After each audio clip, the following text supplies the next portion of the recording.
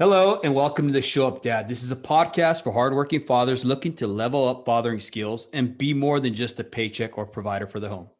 Today, our guest is Johnny Wilson from fathersnewmexico.org.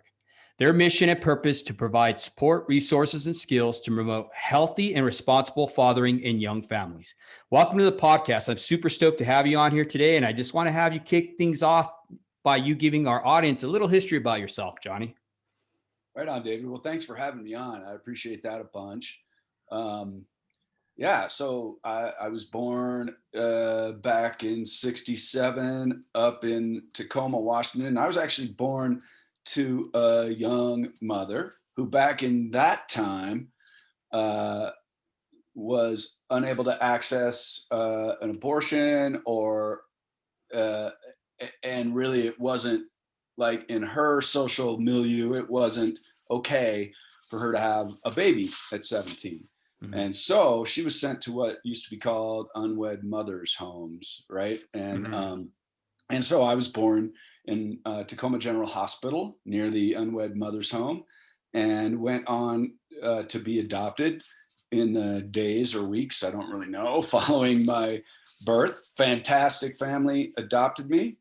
And I grew up there east of Seattle and went off to school at Washington State University, spent a couple of years there and transferred up to Bellingham, Washington to Western Washington University and got a political science degree there and really wasn't sure what to do after school. And so I started working with a daycare program and a YMCA there in Whatcom County, and we had kindergartners and we had after school programs, and there just happened to be an opening in the kindergarten program, and I started working the kindergarten program, and it was great. I mean, it was this incredible experience. Like I never thought of myself in that kind of a role, but and I started learning not just about the kids, but I started to learn about the families and the different struggles and stresses that families appeared to have. I mean,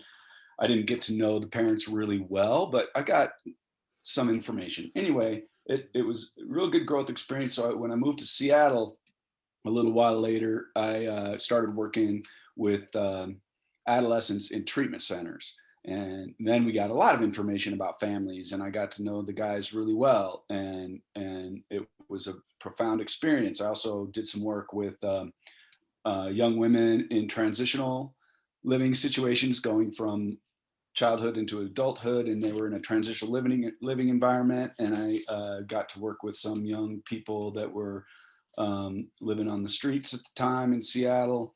And then so I left Seattle in '93 and was like living in a van by choice and cruising around the country and just sort of figuring, well, I better do this while I don't have a bunch of responsibilities. And I thought I'd travel for 6 months, and really I really ended up traveling about 4 years, and it was really beautiful. Learned a lot about America and the people in it. And I came to New Mexico and then left, and then came to New Mexico again, and then left, and then I came to New Mexico again, and finally this time I stuck around. And I worked in Santa Fe in northern New Mexico, a lot of building trades type stuff. And then one day in '97, end of '97, I learned that the woman I was dating was going to have a child. And it was a shock. Hindsight, it probably shouldn't have been, but at the time, honestly, I was told that I shouldn't contact her during that time, and that was upsetting because suddenly I realized, wow, okay, so apparently I have a child on the way, and I'm not going to be permitted to be involved in this process in any way. But I did make the decision, well, there's nothing I can do legally, or what would I do to force it previous to the birth of my child. But once my child was born, I was going to be present and available for that child. If a child of mine comes into the world, that child's going to have a father, is what I was thinking. And it worked out, actually. She was born in 98, and even before she was born, her mom contacted me and said, we should start talking, which was great. Yeah. And eventually, actually, we attempted to be a couple and live in the same house, and that relationship didn't work out. But I did get to live with my new daughter for a period of time, and so I was a parent, and I was then a single parent after that, when she was about one, and I learned a lot about that. And it was about that time I got a job doing sexual health education work at Planned Parenthood of New Mexico, and Planned Parenthood also joined with a couple other organizations at that time to start what was the New Mexico Young Fathers Project, which was a very forward-thinking initiative, and that I thought I was really proud of my organization for getting involved, and then super psyched when they asked me if I would be on the team. Working with young dads, which I, of course, was a new dad myself. I was psyched about, jumped into that. I opened a site in Santa Fe and worked in juvenile corrections with young dads down here in Albuquerque. And then, after some time, I got a different position, and I kind of moved out of that work for a while. And then in 2014, that project had been taken over by another organization, which unfortunately folded. And so the project went away. But one of the guys I had hired in Santa Fe was not having that. When they shut down his site, within 30 days, he had raised enough money to start what was at that time called Young Fathers of Santa Fe, which has evolved to being Fathers New Mexico. And when he found out I was leaving a job, he said, "You got to come back and help us expand into Albuquerque," which I did. And then he tricked me and retired, and I ended up as the executive director. So you kind of just inherited this role, right? Yeah, sort of like that. That is so awesome. So we understand that your outreach is directed at young fathers, folks who become fathers in their teens. Can you share with the audience on how some of these young fathers have inspired you with their profound dedication, perseverance through challenging circumstances, and consistent support for their children? Great start to this conversation, David. That the thing that people probably don't even realize that we do, like most people do, is make a bit of an assumption about young fathers, especially like teen age males that become fathers, that by and large their inclination is to avoid the responsibility and and bail. Yeah. And the truth is, and I've met thousands of them, so I can talk. Yeah. Virtually down to every single one that I've met, with one exception. And even that, well, anyway, they are motivated, and they want to parent, and they want to be good parents to their children. I think men have just as profound and powerful a parenting instinct as women do. But there's a hugely different social apparatus behind the idea of fathering than there is of the idea of mothering, and the idea of men's dedication and the idea of women's dedication to their children. And so these guys, they are insecure very often. By the way, I'm going to talk a lot of generalities about populations, and I by no means mean to insinuate that everybody in a certain population is such, right? There's exceptions. There's all kinds of variation in every population. So I'm just talking generalities, things that I've seen in my work. Yeah. And that includes like a real kind of a deep insecurity. Like a man, I think generally men understand that as a woman gets into a pregnancy and her body changes and that she's way more attached to it, right? I mean, physically, it's just a much more tactile, like body reality, right? And so he feels maybe that distance that might make him uncomfortable. And the fact that he was never asked to babysit when he was a teenager, most likely, right? Yeah. Nobody gave him dolls when he was a kid to play with, right? He didn't get all these messages throughout his growing up about his role as a nurturer and a caretaker, right? In fact, if he's been watching any media, which he has, right, he's actually gotten some messages about what a bumbling dork he is at best as a caretaker, right? All the commercials we see dad just being kind of an idiot and everybody pointing their fingers and laughing, but he's a lovable, nice guy. So that's cool, right? Yeah. But it doesn't reveal like the intense engagement that parenting really involves. So all these factors sort of contribute to an insecurity and a fear. Like, I don't know how well I'm going to do this job, which both parents have. But also, you know, the relationships with most young families between mom and dad are not super well developed. You know, they're young people. Most of us can remember back in our late teens, early 20s, how well we functioned in our intimate relationships, right? Yeah. Or not, you know? And so there's just a whole bunch of challenges. And plus, you know, on top of all that, it's also generally true that a significant proportion of the very young dads come from very challenging social circumstances, economic circumstances. So that's a whole bunch of things to deal with, right? Meanwhile, they have, you know, all the teen parent programs, most teen parent programs would be happy to welcome dads, I believe, right? But they don't do it well. They don't do it explicitly, for one. And, you know, who's at the classroom where the teen parents are? It's moms and women that run the program. So the young men don't necessarily feel like that's their space or that they're safe there, right? Like they're, you know. So at any rate,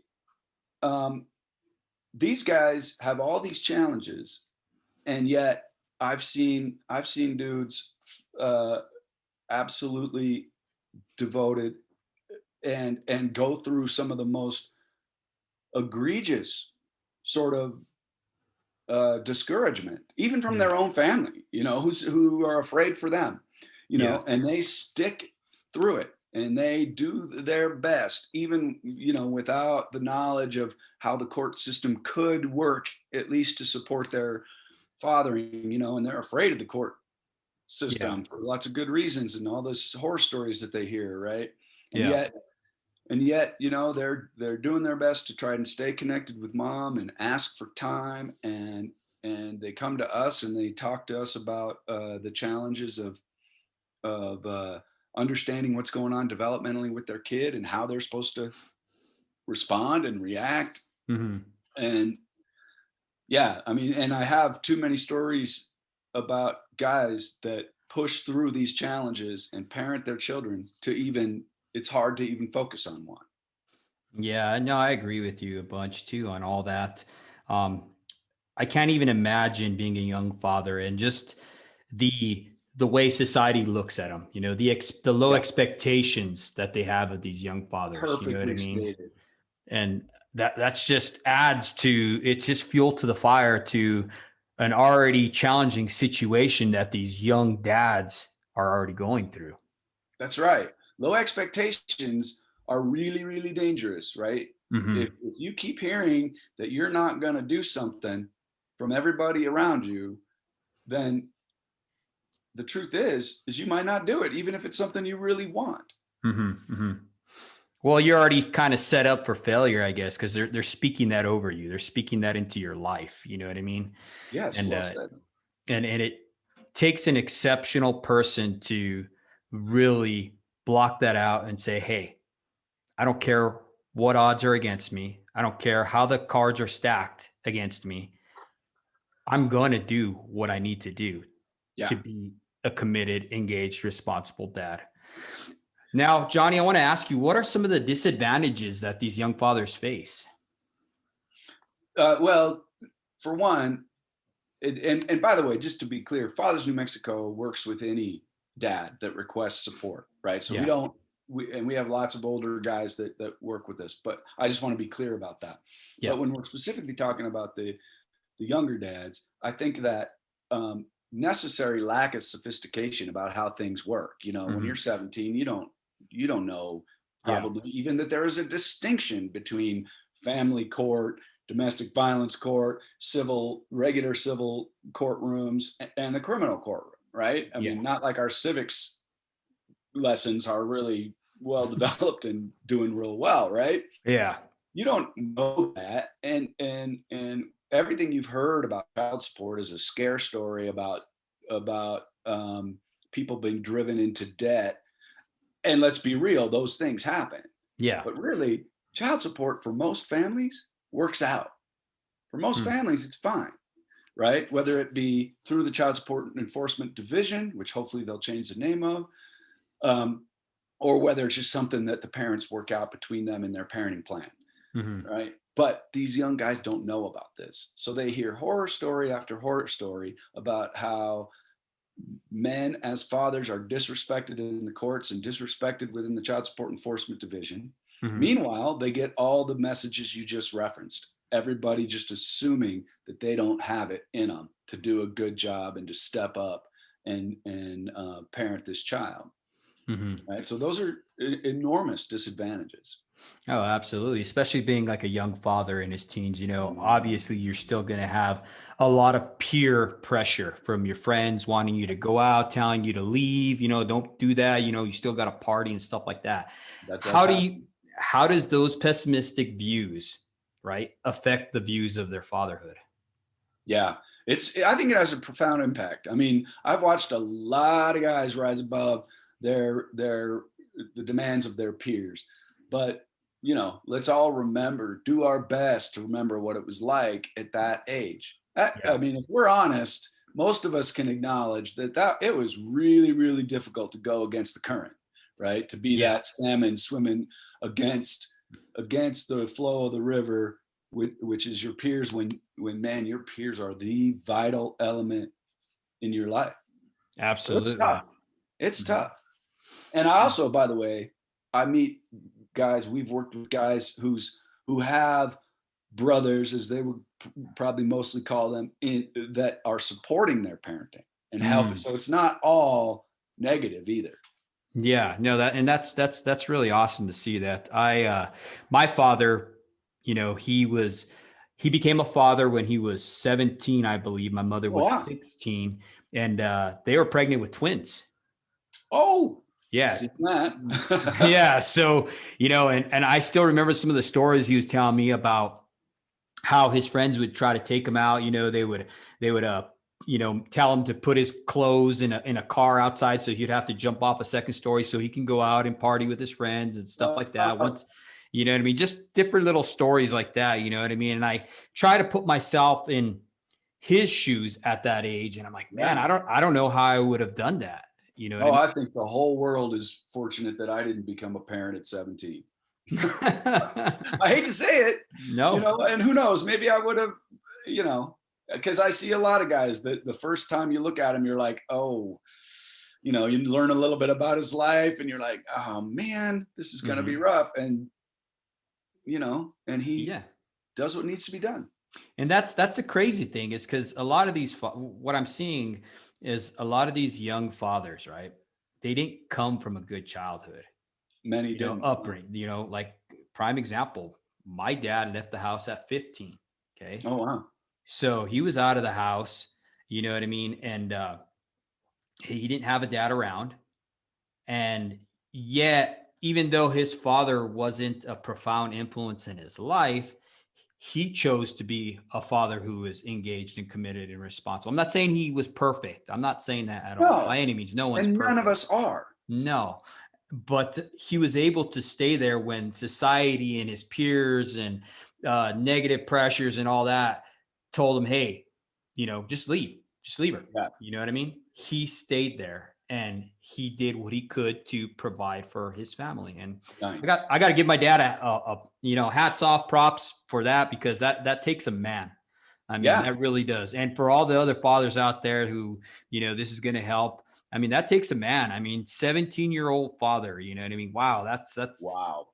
That's amazing, you know? Yeah. I've Now, worked with three mhm, young men who became, two young men who became fathers before they turned 14. mhm. Wow. One who, his girlfriend was pregnant when he was 13. So, I mean, we picked this kind of random 17-year-old Yeah. age, but I mean, yeah, It's happening. imagine being that age. Exactly. Exactly. I mean, man, they say that your frontal lobe, which you make these cognitive decisions with, isn't even developed until Yep. you're, I think, the age of 23, you Yeah, know? probably more like 28, but yeah. 28. Yeah.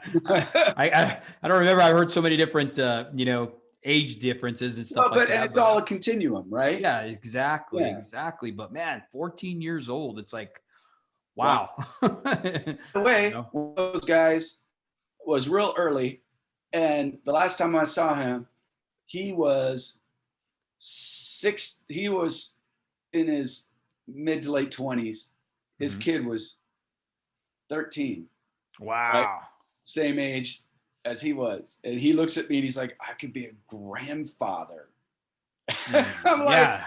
wow, technically that is accurate, man. How are you feeling? He's like, I don't think I'm going to be a grandfather. Why? Because he stuck it out. Hmm. There was a whole bunch of conflict, a whole bunch of reasons why he could have backed out of that situation, and mom would have let him go probably, Oh right, yeah. without too much hassle, or you know what I mean. Yeah. But he Yeah. didn't. He stuck in there, and he should have been proud for that and for the child that he was raising. Absolutely. With that being said, Johnny, how do you develop these young fathers or fathers in general who come to your organization? How do you help them develop positive keystone habits to Yeah. promote father engagement? Yeah, well, really, the first step is to help that young man trust us, right? Yeah. Because you know, you, men aren't inclined to go asking for help to Yeah. begin with. Let's face it, right? This Yeah. is one of the modern masculine attributes that I would say is not an attribute, Mhm. right? Right. We're supposed to be able to do everything on our own and independently. And I mean, we don't. That's not even real. None of us do. But when you're a young man, you're more kind of calcified in these characteristics of what you think is expected of you. So we really need to build trust with them first. So we start with, what are your needs? What do you want? Like, Yeah. what is your vision of fatherhood? We're talking because you're a dad, Yeah. or be. What do you want that to look like? And exploring that helps us to learn a little bit about expectations. Do they have super low expectations of themselves? Is that because they just don't believe in themselves, or is that because everybody's telling them? And so it really depends on the guy, Hmm. right? Now, obviously, once we have developed a relationship and we have a little bit of trust, we are looking at the whole picture all along. And hopefully, if we see, some things like, maybe he has a habit of being around his kid, but not taking the kid out of the carry case, the car seat, Yeah. and holding the child, or maybe he just sort of lets mom, because she does it, do all the diaper changing and putting to bed at night, and the sort of task oriented stuff of being a parent. Then Hmm. we definitely try to encourage guys to practice all kinds of parenting. Hmm. I mean, if mom's breastfeeding exclusively, perhaps she'll pump and let you do some feeding, because it's a really deep bonding experience to be able to do that with your infant child, right? Yeah. Same with putting them to bed. By the way, it can be real frustrating, but that's good practice for you. You're going to have lots of frustrations as a parent. Yeah. So yeah, let's try to practice some of that. If it's super, super frustrating and you don't feel like you can get through it without inappropriate anger or whatever, then then we can start talking about that. Another key element we like to work on with almost every guy is communication strategies. And these are communication strategies that, our initial focus is, how do you communicate with your child, whether they talk or not yet, so that you can learn what their needs are and how you can fulfill their needs. Everything from developmental needs to the obvious, like they need to eat and they need to go to sleep and things like this. But so communication strategies, but those also work for, well, what about are you talking with your partner? How do you guys argue? And if you're not partnered with mom, how do you co-parent in a separate situation, right? By the way, I think of all parenting with another person is co-parenting, regardless of whether you live in the same house, because you're going to have different ideas. Oh, absolutely. Right. So how do you do that? And how do you communicate about it? Because it's some of the most sensitive stuff that we deal with. Right. So communication stuff. And then, a lot of guys, it's really like, how do I do this old role that's still very important, which is providing for, right? Yeah. Of course, the modern family, they're not the only one in the house doing that typically. No. And in fact, that really, for most people, that was never true. We have this like 1950s version for us folks that maybe came from that part of society where one parent worked and the other parent stayed at home, but not, that wasn't typical of all American families during that time any more than it is today. Yeah. And I think too, it kind of falls on career choices, like prime example, me, my wife was very fortunate enough to be able to stay home and raise all our children, right? Our 3 children. Right. And it was because of the career that I had taken upon, but so you're able to cover all those expenses. It sounds like that's awesome. Yeah. But at the same token, there's a price for that too, because now I'm out of the house away in another state providing for my family. And that is a whole different, list of problems that can happen from being a father who's not even being at his home to be able to be intentional, you know what I mean, with them.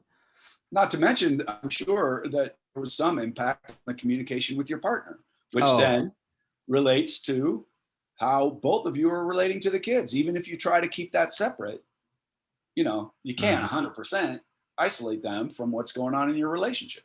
Nope, exactly. And they got us, in prime example, just to touch on that. When I came home from working out of state, I did a very dangerous job. I'd come home. I think I'd be celebrated because daddy, the hero, he's putting his life on the line, all that stuff. No, they just tolerated me because dad's way of parenting was completely different than from my wife's, you know what I mean? So that caused a very chaotic environment for my children. Yeah, I can totally appreciate that, because all of a sudden you're there and everything has to change. Exactly. So even though you could be doing absolutely nothing wrong, but it's still upsetting for the kids, and they have to adjust, and there's probably a degree of resentment. Oh yeah, absolutely. You know what I mean? And I always liken it to say, I wasn't celebrated, I was tolerated, and one of the other things too is that, my wife would always tell me, you're in work mode. When you come home, you can't be that way, Yeah. I went through a phase of that, David, that was obviously a different circumstance. I wasn't gone for long periods of time, but I definitely dealt with a phase where I was so wrapped up in this career thing going on that at home, I couldn't, well, maybe not that I couldn't. I didn't do what I needed to do to get to a space where I could really be with the kids and my wife. So yeah, I can really appreciate that. And it's interesting. I see this a lot with young men who are clearly under or unemployed. Yeah. And they're really, really having a difficult time contributing and making ends meet. And it's so all encompassing. And the fear and the feelings of I'm not good enough, and all these things are so distracting that they are in a similar position. They're really not connecting with their family. And because that, there's, yeah, exactly. And you hit the nail right on the head when you said that, because even for me, I have a degree in computer networking. Okay. I also served in the military. When I was working here with computers, I had to choose, and I had one daughter at the time. I had to choose if I was going to pay the electric bill or I mm, was going to buy diapers. And as a man, when you can't provide for your family, because and I was working tremendous amount of hours. The computer field was just saturated at the time for what I was doing, help desk. And I was making, I think at the time, $16 an hour is what they were paying. Okay. And that's a lot for having a house, having a car payment, having a new baby. And yeah, I'm the single father, or not single father, but I'm the single source of income for the home. yeah, Okay. So that drove me to seek a different career, which lo and behold, my whole family are linemen. And I went into that career, which paid off tremendously. It was a tremendous blessing. But like I said, yeah. all that glitters is not gold. You know what I mean? And Yes. I saw that firsthand, when my kids started becoming estranged from me. My wife was telling me that I'm dating my husband. And here in this Uh, mindset, I'm thinking to myself, I'm providing for my family. I'm creating a yeah, better life. But was I really? You know what I mean? yeah. And So, it's really hard in that yeah. situation when you're straining and stressing to meet what you think are your obligations, do what you think you should be doing in that moment, Mm-hmm. to have folks coming to you and expressing that they have a problem with Mm-hmm. how you are in that. It's really hard to step back and say, wow, okay, I hear you. You're Mm-hmm. right. What's our inclination in those situations? Hmm. To get Right. defensive, right? Oh, yeah. And that's human. That's not men. That's human. Um, but that's also where barriers in relationships start getting built, right? Hmm. And sometimes it goes for long enough where there's no healing.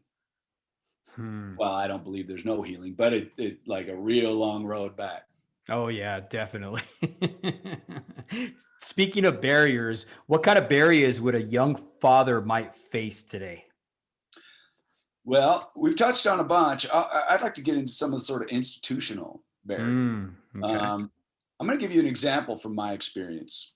Yeah. When I was back in '98, I told you my daughter was born, Mm-hmm. and her mom and I had gotten uh, friendly again, and we're talking and very cordial and co-parenting, respect, all that.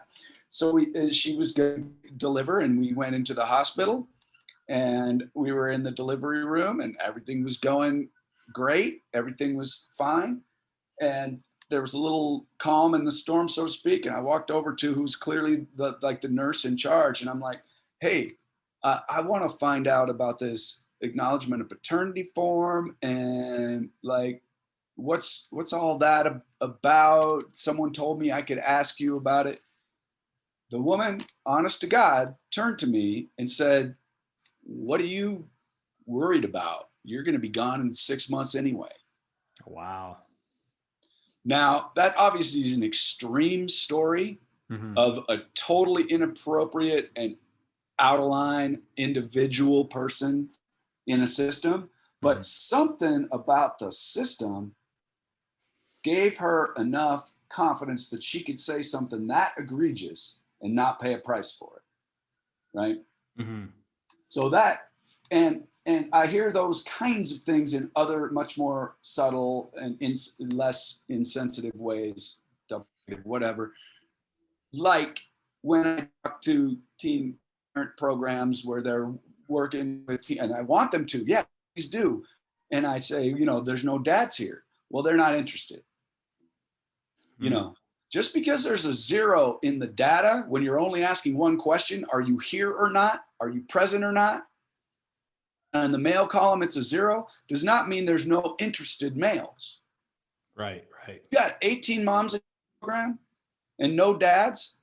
That is absolute proof. The data proves that you are efficient in your work with, it is not proof of the dads not caring. There aren't 18 out of 18 dads that don't care. Right? So, Yeah. so I hear people all the time misinterpret the data, right? Fortunately, in the state of New Mexico, most of the home visiting programs I've talked to, like, they're aware that they're not serving dads. They're not putting that on the dads. Oh, the dads don't show up. They're saying, no, we're not serving them. We don't know how to reach them. We don't know how to engage them. Much more healthy question, right? Yes. And it doesn't assume that the dads aren't caring. So that assumption that so many people make about the dads not caring is a critical underlying disadvantage across the fatherhood spectrum. And, you know, so we all know it's a biological fact. It's not law or culture. It's a biological fact that we don't know for a fact when a baby comes out who the dad is. We know who the mom is, right? She just gave birth. It's pretty clear. Yeah, right. But we don't know, you know, if we're in a relationship with a woman as a man and we're real confident about that relationship and, you know, baby's born and we think that's our baby and we believe that, and, you know, great, cool. You know, 99.9% of those guys are right. It actually is their child, right? And fantastic. Raise it up. So that's just a fact, right? I'm not mad about that in any way, shape, or form. Yeah. But at times it can be very, very difficult for fathers to get paternity, right? There are moms that would just prefer to go about on their own, raising a child and try. It's not common. There's not a lot of moms that want to keep dad out of the picture, but there are some. Yeah. And the struggles that a guy has to do to get on the birth certificate are more than ought to be. Okay. You know, so that's another thing. Also, this idea of many ideas of men pervade the family court system. And it's different in different courtrooms because different judges have different prejudices, right? It's not built into law substantially that fathers have a secondary parenting role, substantially. But it is built into the system to a significant degree. And for example, if a woman makes an accusation that's unsubstantiated about male violence, she is much more likely to be able to get him, for example, to have supervised visitation with his child instead of just visitation with his child. Whereas the same in reverse is absolutely not true, right? Yeah. But men and women are both violent with their children. Some men are violent with their children and some women are violent with their children. Yes. It's never okay. Nobody's justifying that, right? But our courts really need to start looking at parenting in a much more egalitarian way. One of the fastest growing household demographics in the United States today is a father head of household with kids. It's relatively small percentage compared to women that single parenting in a home. Yeah. But it's growing. Yeah, I think it's like 1 in 4. Yeah, I think it's like the statistics was like 1 in 4 are without a father in the home or something like that. Well, it changes. I think we need to do is stop talking about fatherlessness. Not stop talking about it entirely, but stop implying that every home by a woman with children has no father involved. Father may not live there, but many, many fathers are deeply involved in the lives of their children, but do not live in the main house that the kids live in. And they're still valuable contributors to their children's lives. They're still doing all kinds of parenting and nurturing and getting kids to activities and feeding them and, doing the things that parents do. And unfortunately, some of the data is pretty skewed. In particular, my understanding is that the data about the African-American father is quite skewed, right? Yeah. Yeah. That's interesting that you said that, because you're absolutely right. The data only shows, a father not being in the house. Okay. But it never shows that, okay, well, maybe they can't live there because the situation or whatever, but they're still being engaged. They're still committed. They're still Yeah. responsible. They're still doing the steps that they need to be engaged as a father should be with their Yeah. children. Another example would be a good friend of mine, you know, his previous wife, right? She went ahead and made this egregious claim on him just to to hurt him, basically. Okay. She said he was violent because he was a professional boxer and stuff like that. So she made this egregious claim against him, and the court system, right? They sided with the mama. So now, he's doing everything he can to try to be engaged with her. It costs a lot of money, obviously. One of the things I told him to do is just continue to write letters to the son. Make, we have, technology now, make little video clips saying, hey, you know what I mean? Happy birthday on his birthday, whatever, and save that. So when there is a time when that kid wants to come to his father and say, hey, why weren't you here for me? He can be like, here's the proof, bro. You know what I mean? I did everything I could, Yeah. and Yeah. I mean, it is, I want to be fair. Like, it is relatively rare that I see men without any justification separated from their children for long periods of time. Mhm. But it is much too common that there are periods of separation or compelled supervised visitation when those things are absolutely not necessary Hmm. Hmm. because of an accusation that's been made. Yes, exactly. Especially when it's made out of because the parents are jaded with each other or whatever. You Right. know what I Right. mean? Which is where it usually comes from. Yeah. Exactly. And the only person that suffers there really is the children. Children. Well, no, I mean, the dads suffer. Yeah, they I'll tell you suffer. what, Yeah. being separated from your kid, especially when you're not sure if it's going to be permanent, Hmm. it's terrifying. Oh yeah. And I've worked, unfortunately, with way too many dads that have had that experience, and really, yeah, that's a rough time. Oh, Fortunately, most of them are able to work through that and get to a more sane and reasonable spot where they're able to at least maintain and conduct the relationship with their child. mm-hmm. Going on, I wanted to ask you, Johnny, how do you identify a model father? Wow. Like someone That's a who's great overcome question. great odds to be involved, responsible, committed in their children's lives. Well, and that's where it starts, David, is right there. Mm-hmm.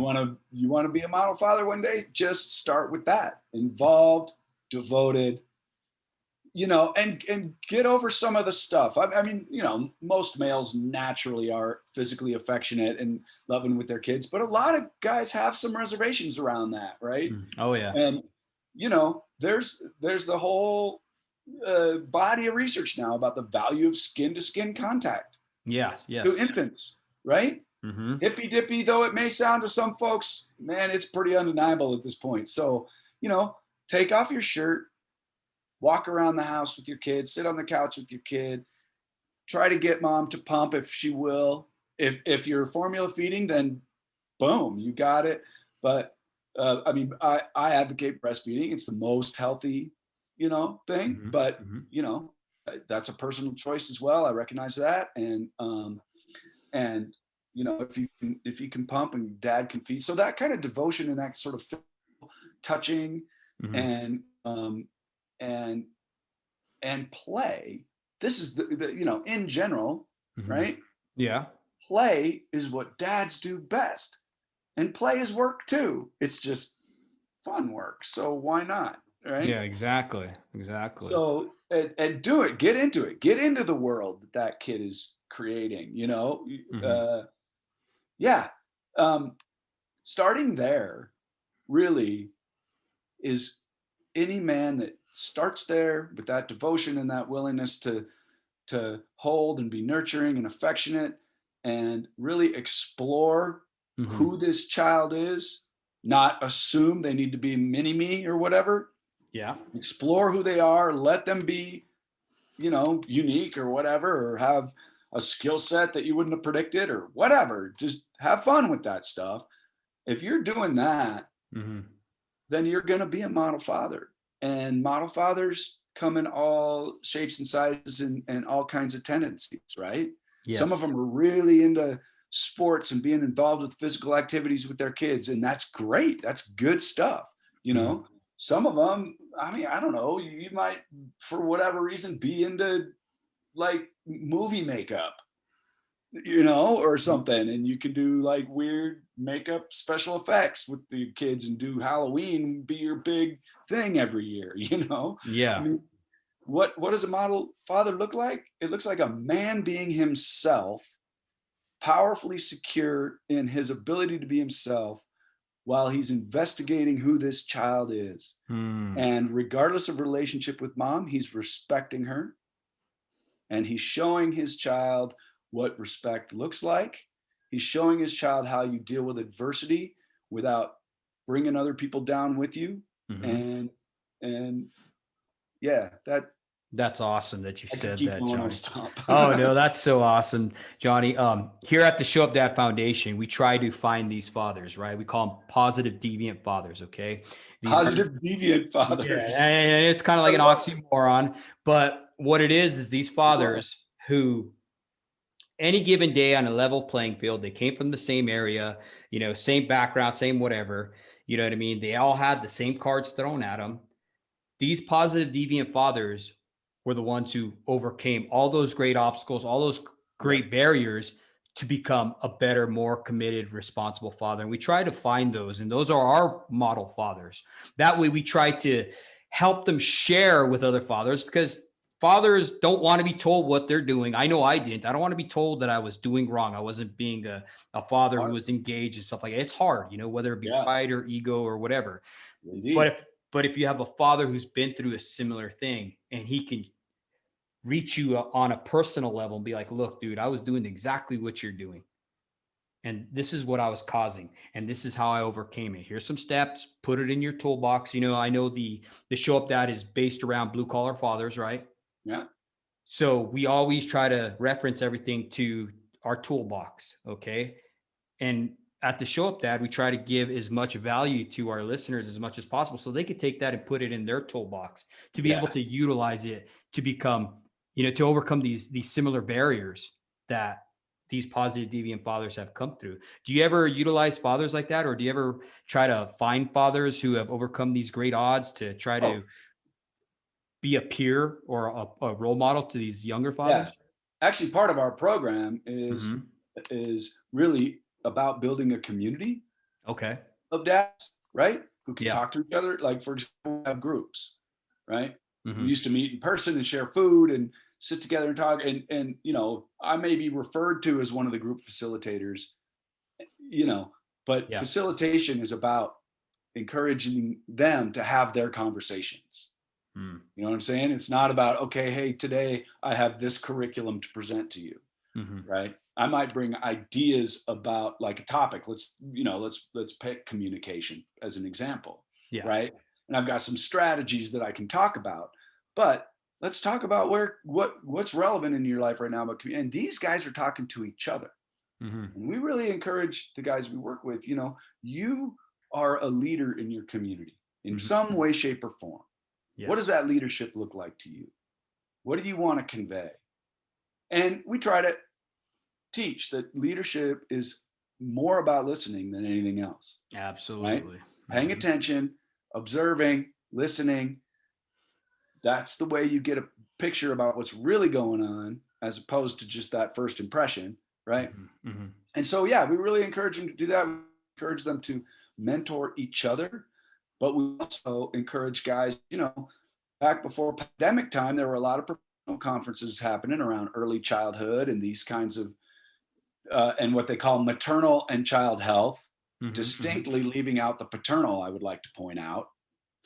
And I'm all about maternal health. Please, let's give our moms all the health care that they need to have healthy babies, and let's help, let's provide services. Let's do all that. Absolutely. Yes. But we need to stop forgetting the paternal side of that. Right. Absolutely. And so that's what we would do. We would go to these conferences. Sometimes we'd be given a workshop and we'd have a pen. And it's not, again, it's not me standing in front with a microphone, right? Yeah. I might facilitate a Q&A, but it's 5 or 6 dads on a panel, young guys that are talking about their experiences, which is far more valuable than my impressions of their experience. Absolutely. I agree with you 100%. Johnny, you have this project that's going on. It's called the Future Man Project. Can you All right. elaborate on that and talk a little bit about that? Cool. Yeah, that was interesting. When Barry was still the executive director and thinking about leaving, he was known in the Santa Fe public schools as kind of the, guy who works with the dads or the men, right? Mm-hmm. And so someone approached him from a middle school and said, "Hey, we have all these services for the girls in our middle school, and we have some guys that we feel could use some support. Can you do something?" So we all came together, and actually I wasn't very much involved with this, but Mm-hmm. um, uh, anyway, because I was down here in Albuquerque, but they came together and they developed the Future Men Project, which is small groups with throughout the school year. The school personnel, the communities and schools and the counselors and those folks identify guys that are struggling, either they're underperforming academically, or they're not showing up at school, or they have some behavioral challenges that have been identified, whatever that is. Mm-hmm. And we get a small group of them, around 10, and meet with them once a week as a group throughout the school year. At the end of the school year, we have them do some kind of service learning project to give back to their community a little bit. That can Uh-huh. be small or big. They can do it in pairs or as a whole group, or whatever. Mm-hmm. But they learn a little bit about service. And meanwhile, throughout the course of the year, they explore ideas of masculinity. Well, Mm-hmm. what is manhood? They talk about relationships and relationship skills, and the idea of respect and what that looks like in different situations. They talk Mm-hmm. about uh, sexual health content, right? Like Yeah. if you are going to decide to be sexually active in the next few years, what do you know about how to do that so that the outcomes support you instead of create more challenges in your life? Contraception, for example, right? They should Yeah. know about that stuff. We really only focus on girls when we talk about that stuff. That doesn't make any sense, No. right? And also, what is respect in a relationship? That's gonna lead to more uh, positive outcomes than the lack of respect in relationships, right? Mm. So Yes. that's the kind of program that it is. See, that's Was that a good? interesting. Yeah, Was that helpful? that's perfect, brother. The reason why I asked you that is because it leads into this next question, which is how do you implement positive masculinity into your program, and what are the results? Oh wow, yeah. Well, it's really about talking about what people believe masculinity is, Mm-hmm. right? If you identify as a man and you want to be a man, and it is a man that is a father, and what does all that mean? Really, those conversations about that are the richest field for good growth, Mm-hmm. right? and Yeah. and let's be honest, most of the guys, the first things they talk about are uh, providing for their child is definitely up there, right? Yeah. Which would be probably what you'd expect, a traditional answer to what is a dad. But they also talk about just having good relationships with their kids, being able to support their kids through difficult times that eventually will come, right? Yeah. And and they talk about how important it is to respect their kid's mother, and regardless of the relationship. Mm-hmm. So really, it takes them a while, the ones that are kind of maybe attached to some of the more negative male expectations that we have of ourselves, like don't ask for help, Yeah. right? It takes them a while to even actually recognize that in themselves. Like, Mm-hmm. Mm-hmm. wow, oh yeah, I did sort of ignore you the first 5 times you came up and asked me if I was a dad, and do you know about our program, and we'd love to support you. at your pace, whatever. And he's like, I did ignore you the first few times. And I did that because I didn't think it was cool. I didn't think it was the right, that a man should connect. But that's not usually stuff that when you ask them like about manhood, that's not the first stuff out of their mouth. They have positive ideas of what being a man is, and woven in is some of these like less positive aspects. There's still a definite dominant vein that violence can be a solution to problems, and it's there, almost exclusively attached to other men that might threaten, right? And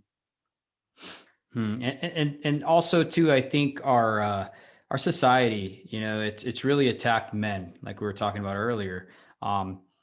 Some of the negative light that they've put on fathers, one of the examples would be Homer Simpson. They show this father who's completely clueless. He's an oaf. He's overweight. You know what I mean? He's just this guy who's just beer a mess. And donuts. Yeah, beer and donuts, and that's kind of the stigma that they put on fathers. When in reality, that's in some cases that might be true. I'm not saying that doesn't happen, but that's not a positive light that we want to show fathers in. You know what I mean? We want to show fathers in a good light.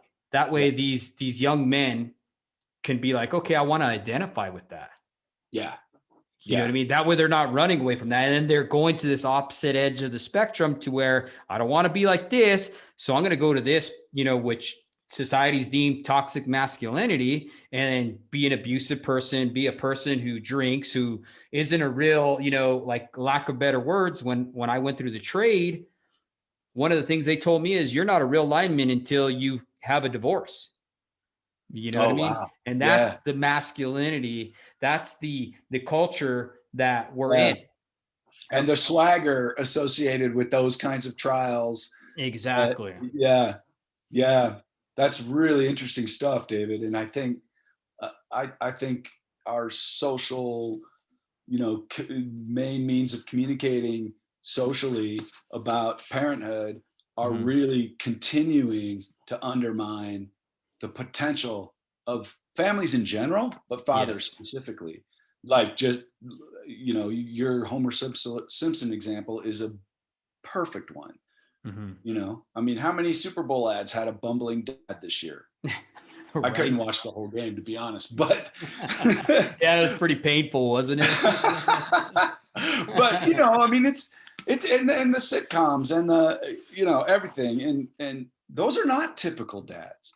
No. Like typical dads actually stop to think and wonder, what's the best thing for my kid?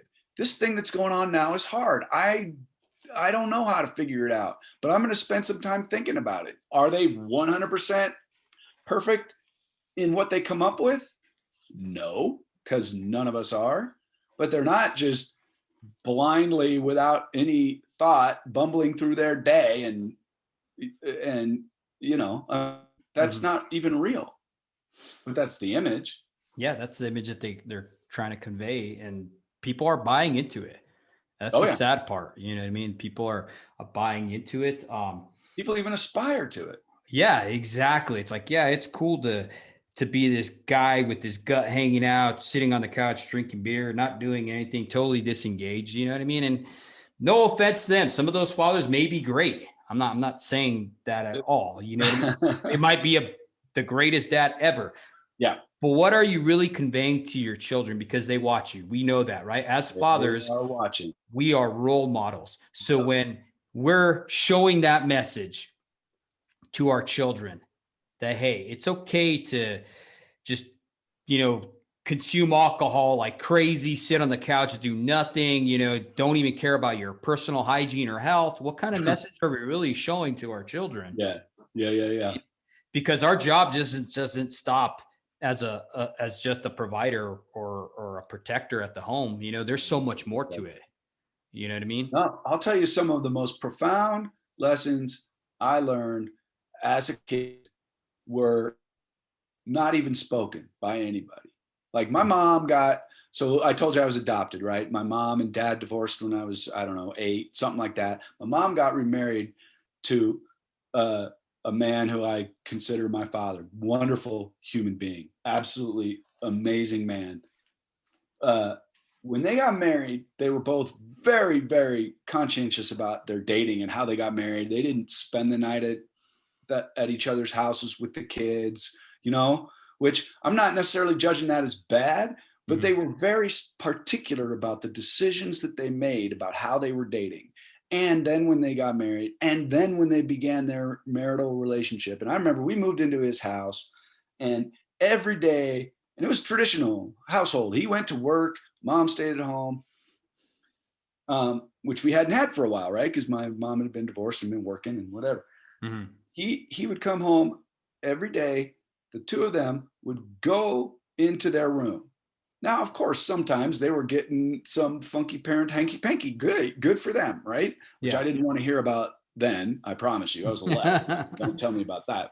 And they weren't, but they went no matter what into that room. And as I learned, watching that, going, that's just what, like, they were doing that for the purpose of helping him come down off of his day at work. He had a high stress job and re-engage with his family. He started with his wife, and his wife helped him to do that. I mean, they never explained that to us. Yeah. We watched it though. And us kids, we talked about it like, what? And then we realized what it was all about as we got older. That's interesting that you said that, because, I've talked to other fathers who say, because of the stress from jobs, right?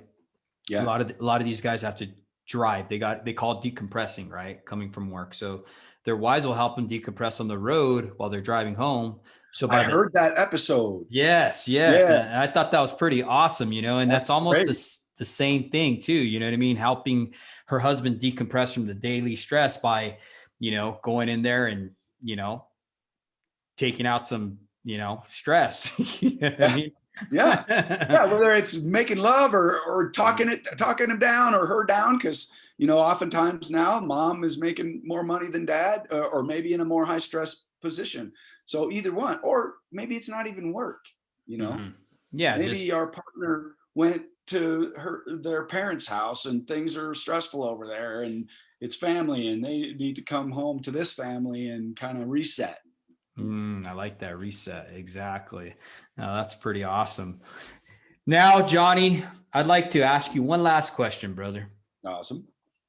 Okay. Say you ran into yourself 15 years back. What advice would you give and what would you say to yourself?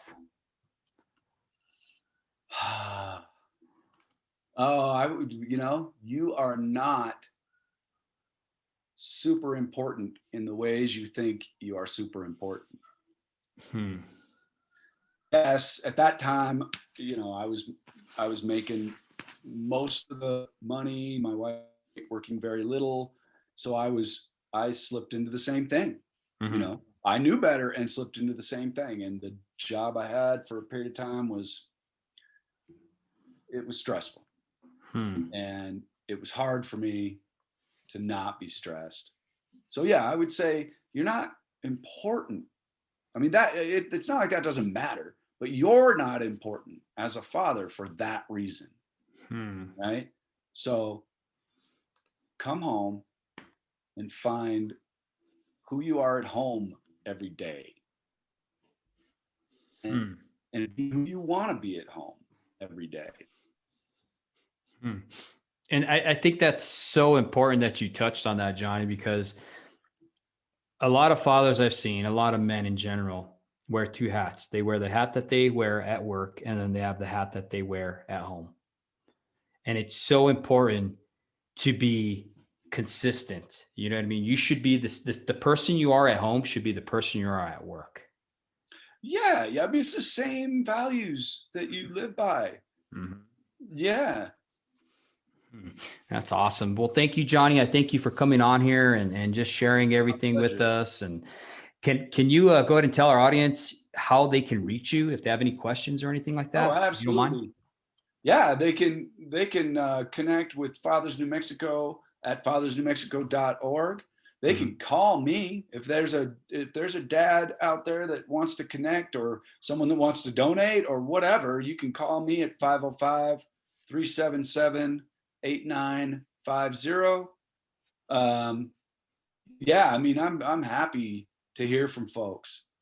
And really honored to be on your show and asked to be on this show, David. Thanks very much. Oh, no problem, Johnny. Thank you for just sharing all your wisdom and knowledge you have with our listeners. I know they're going to get a tremendous amount of value out of it. And that's what we're here for. We're here, fathers helping fathers. Yeah. So I thank you. Have a blessed day, brother. And I thank you for coming on this show. Great. I enjoyed it. Awesome, brother. Have a great day. Take care.